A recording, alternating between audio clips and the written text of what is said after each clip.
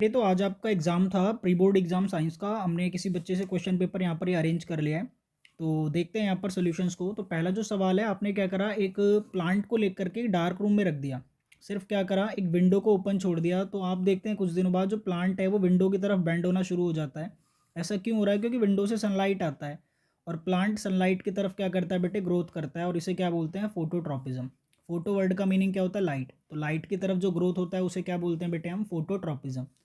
अगला जो सवाल है वो क्या है बेटे यहाँ पर, which of the following part of the brain helps in maintaining posture and balance of the human body. Posture और बैलेंस मेंटेन करने का काम किसका होता है बेटे? सेरेबेलम का। ठीक है, option number A is the right answer. ठीक है, जो इसके अंदर हिंड ब्रेन होता है ना, कंटेन करता है सेरेब्रम सेरेबेलम। ठीक है, तो इसका ही काम होता है पोस्चर और बैलेंस मेंटेन करना।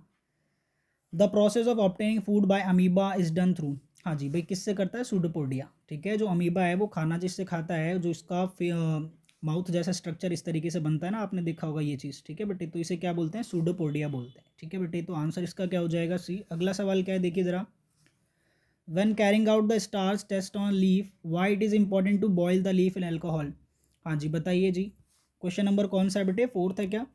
तो ये पूछ रहे हैं कि बॉईल करना क्यों ज़रूरी है? क्योंकि हमें क्या करना होता है ना कि लीफ में जो क्लोरोफिल प्रेजेंट होता है उसे रिमूव करना होता है। ऐसा कोई ऑप्शन दिया है कि option number C is the right answer बेटे।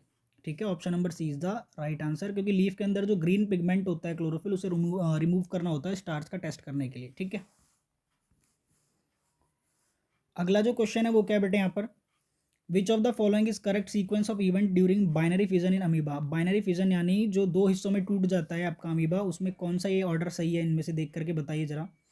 तो बेटे ध्यान से देखिए, तो यहाँ पर ऑप्शन नंबर न्यूक्लियर डिवीजन, सबसे पहले तो न्यूक्लियस का डिवीजन होता है, फिर साइटोप्लाज्मिक डिवीजन यानी जो ऊपर की शेल होती है वो डिवाइड होती है। देखो जरा, जैसे कंप्लीट अमीबा है ना, तो पहले न्यूक्लियस डिवाइड होना शुरू होता है, देन ऊपर का जो ये शेल होता है ये भी दो हिस्सों में डिवाइड होना ऐसे शुरू हो जाता है, देन लास्ट में क्या हो जाता है, दो अलग अलग शेल्स ऐसे बन जाती हैं। तो option number A is the right answer.